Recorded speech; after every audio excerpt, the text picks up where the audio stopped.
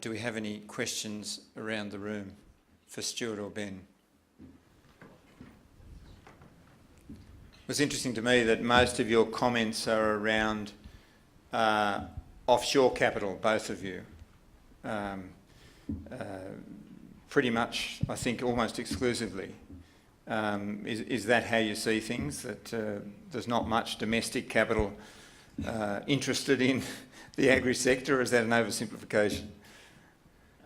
Yeah, just to answer that, Mick, we're actually working with a domestic hedge fund.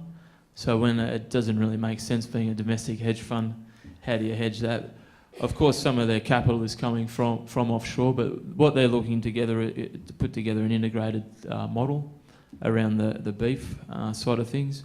Why I guess I focus primarily on foreign is a lot of it comes down to an inflation hedge for some of those big operators, the pension funds. They'll say X amount of our fund is going to be paired off into agriculture globally. Of that, we see Brazil, Australia and New Zealand as countries that are not held together by farm bills.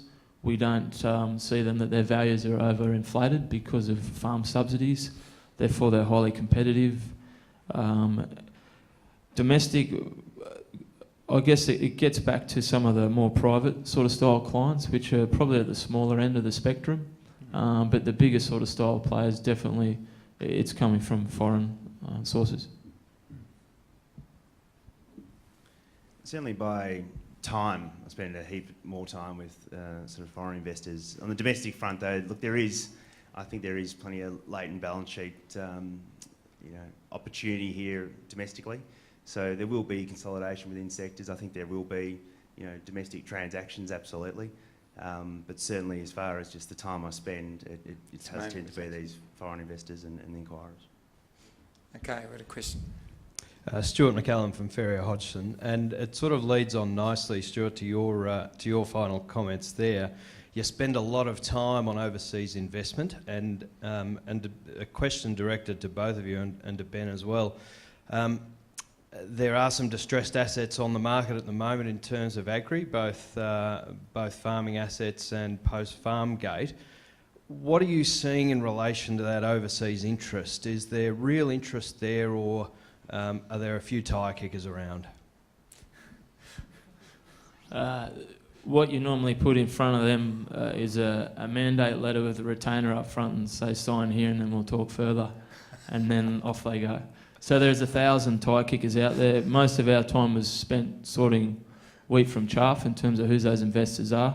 A lot of them, I guess, talk to the US style. We've really just been holding their hand for an educational process for a long time. And hopefully you get there, you've built the relationship, you've developed that, and when they're ready to enter into that market, as I think Michael Whitehead was talking about, those 6 years that they've been getting ready and coming in, we see that there. In Asia, every day you'd get a phone call with a Chinese investor with $100 million to deploy into agriculture in Australia. We look more back at who are those strategic trade buyers. I mean, I mentioned some of those retailers that are up in that area looking to get some exposure or some offtake in there, and really look what their bona fides are as well, because before we can take that investor to an operator that we've got that relationship with, we need to make sure we're not getting egg on our face and just going around and appearing to be, it's a credibility piece in there. I think that covers it pretty well. Okay, so you asked for your payment for your tyres first. Yeah, I mean, the tyre kicking element, it's interesting because it's not absolutely easy to sort out who's who. And so it takes time, and any educational process ultimately leads to just what you're saying, when you can kind of actually say, right, well, just how serious are we? We're putting money down, But there are certainly no shortage of plane flights to Australia with 7 or 8 executives, and perhaps a week's holiday at the back end. Ross Kingwell from AGIC. I wouldn't mind just some comments on the post-farm gate opportunities, because it seems to me that if we don't invest in our infrastructure post-farm gate, then our international competitiveness is really questionable, and that money that could be invested in Australia could very well be invested in the Ukraine or Brazil. So it's not a question of should we invest, it's also a question of what will happen if we don't invest. Yeah, thanks, Ross. So post-farm gate, we look at, I guess, infrastructure generally in Australia, look at rail. A lot of the investors we talk with, really it's cheaper to put, trucks on the road for them. Why would they invest in certain areas that may not have a railhead or containerisation? We're dealing with some of the, I guess, the second tier sort of commodity houses out of Japan are looking at some of those sort of opportunities, and that's mainly for downstream assets with them. Downstream assets in terms of containerisation, cold storage, definitely opportunities there. There may be a few opportunities on the East Coast from certain decisions from the Treasurer. But I mean, having said that, you've got to really present it as an investment case, and you're right, that they'll have a look at it on a global position and say, well, is there really the economic returns there? There's not a lot around what you would call dumb money. These guys, even though they might be in for a strategic position, an inflation hedge, it's got to stack up against hurdle rates, it's got to stack up against your internal IRRs and where they see that. But I mean, it's a whole other topic, the infrastructure, the lack of investment in our country, it's pretty ordinary. Just on the processor side, I think there are a number of foreign investors I speak to who very much in the medium term looking at processing as well. So maybe an initial beachhead, try and secure some farm gate assets, but ultimately with a view to actually producing product in Australia and then exporting to global markets. So I think in doing that, you're obviously capturing a lot of the clean green and everything that goes with sort of brand Australia. And so I suppose that's might be the longer term play, as opposed to just from a pure food security perspective, just pushing production onto a ship.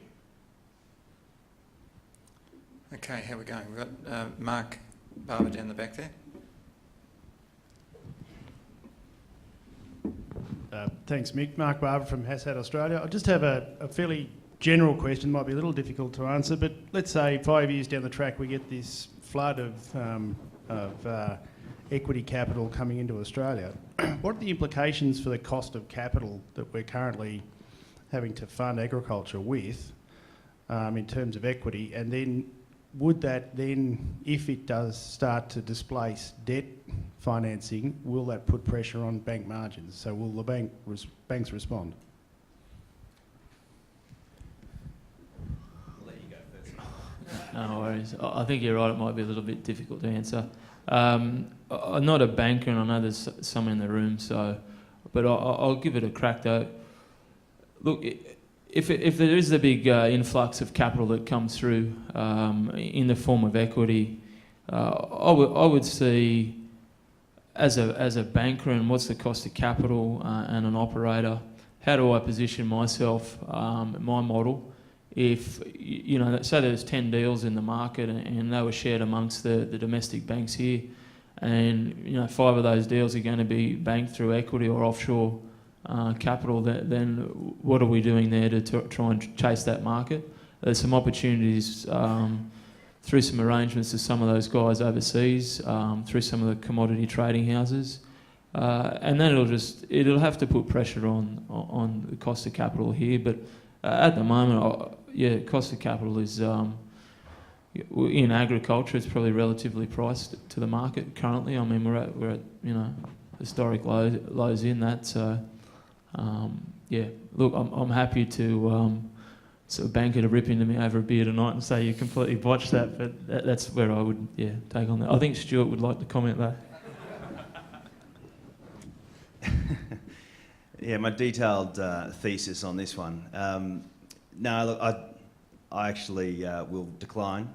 I kind of think that that pressure has to come, but ultimately, looking at those forward curves, I think it'd be a brave man to try and punt on where that will go. So they're both saying banks are going to reduce their rates in advance.